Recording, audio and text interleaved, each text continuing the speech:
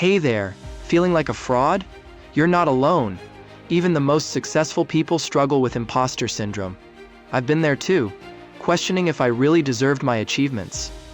Imposter syndrome is that nagging feeling that you're not as competent as others think you are. It's the voice saying, "I don't deserve this success." Surprisingly, it's often high achievers who feel this way the most. Here's a shocking stat. 70% of people experience imposter syndrome at some point. We're all in this together. But why do we feel this way? It's because we're somehow wired to compare ourselves to others. We're about to unpack this paradox and show you how to break free. One strategy we'll explore involves reframing your thoughts. It's a game changer. Ready to overcome that imposter feeling? Remember when we talked about how comparing yourself to others isn't always bad? Well, let's dive into something called inspired imitation. It's not about being a copycat, it's about learning from the best and making it your own. Think about it. We all learn by watching others, right? From trying new recipes to picking up work habits, we're always observing and adapting. But here's the cool part. It's not just about copying. It's about taking what works and adding your own special sauce. Let's take a look at a real-life example. Many successful people started by imitating others. Artists, writers, musicians, they all begin by studying and emulating the greats before developing their own styles. They didn't emerge fully formed with completely original ideas. They likely drew inspiration from others, combined different influences, and gradually developed their unique approach. So how can you use inspired imitation in your own life? Here's a fun challenge for you. Pick someone you admire, maybe a coworker, a friend, or even a celebrity. What do you like about their style or skills? Now, think about how you can take that and make it uniquely yours. Maybe you love how your boss gives presentations. Can you use some of their techniques in your own way?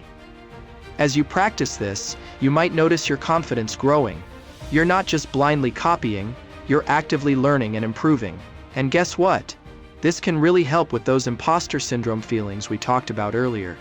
Here's the thing. Inspired imitation isn't pretending to be someone else. It's about seeing awesome things in others and finding ways to authentically bring them into your own life and work. So go ahead, give it a try. Challenge yourself to add your own twist to things you learn from others. Maybe you can mix ideas from different people in a new way, or take something from one field and use it in a totally different one. By embracing inspired imitation, you're not just copying, you're creating something new. You're taking the best of what's around you and using it to fuel your own unique journey. And that's a powerful way to build confidence and kick those imposter syndrome feelings to the curb. Now let's explore mindfulness. It's a powerful tool to combat those pesky imposter syndrome feelings. Mindfulness helps with imposter syndrome through awareness and detachment. When you practice mindfulness, you become an observer of your own mind. Once you can observe your thoughts, you can choose which ones to engage with. Try this quick exercise. Close your eyes and take a deep breath. Imagine your thoughts are like clouds passing through the sky. Some are dark and stormy, and those are imposter syndrome thoughts, while others are light and fluffy. Now just watch the clouds pass by. This is mindfulness in action. One practical technique is labeling your thoughts. When you notice an imposter syndrome thought, simply think, "Imposter syndrome thought." This can help you detach from the thought and reduce its power over you. Many successful people swear by mindfulness. Oprah Winfrey, for example, has openly discussed her struggles with imposter syndrome and credits mindfulness practices with helping her overcome self-doubt. She shares that daily meditation and mindful breathing exercises have been game changers, helping her stay grounded and confident in high-pressure situations. The benefits of mindfulness extend beyond combating imposter syndrome. Regular practice can lead to improved self-esteem, reduced stress, and a healthier relationship with your thoughts. It's like hitting the gym for your mind. The more you do it, the stronger you become. Mindfulness isn't a quick fix, but it's a powerful tool against self-doubt. It's about building a new relationship with your thoughts, one where you're in control, not your inner critic. As you practice, you might find that you're not an imposter at all. You're simply human, learning and growing every day. Next, let's dive into some practical strategies to help you kick that imposter syndrome to the curb. First up, celebrating your wins. I'm not talking about throwing a party every time you finish a task, but how about giving yourself a mental high five? Think about something you nailed recently. Maybe you aced a presentation or finally organized that messy desk drawer. Take a moment to feel good about it. Trust me, it works wonders. Now let's talk about those pesky negative thoughts. You know, the ones that whisper, "You just got lucky." Instead of buying into that, try looking at your success like a detective. What skills did you use?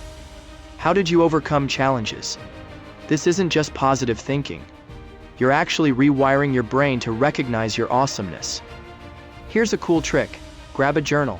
It might sound a bit cheesy, but hear me out. Write down the opposite of those negative beliefs you have about yourself. Then, each day, jot down evidence that proves these positive statements true.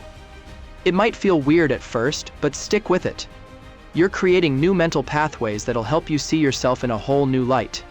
Remember, you're unique. Your experiences, your perspective, they're all yours. Embracing this uniqueness is key to kicking imposter syndrome to the curb.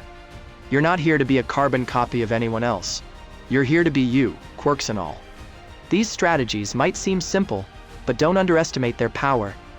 They're backed by research and have helped countless people move from feeling like a fraud to feeling authentically themselves. Will they work overnight? Probably not. But with consistent practice, you'll likely start to notice a shift. Those imposter feelings? They'll start to lose their grip. You've learned some strategies to combat imposter syndrome. Let's recap and explore how to embrace your unique journey. Remember, feeling like an imposter is often part of growth. You're not alone. The key is recognizing these feelings without letting them define you. Think about your path. What challenges have you overcome? These experiences shape your unique perspective. You're here to be you, quirks and all. Ready to start your journey of self-acceptance? Write down 3 things you're proud of in the comments. Share them with a friend or on social media. Let's celebrate our authentic selves.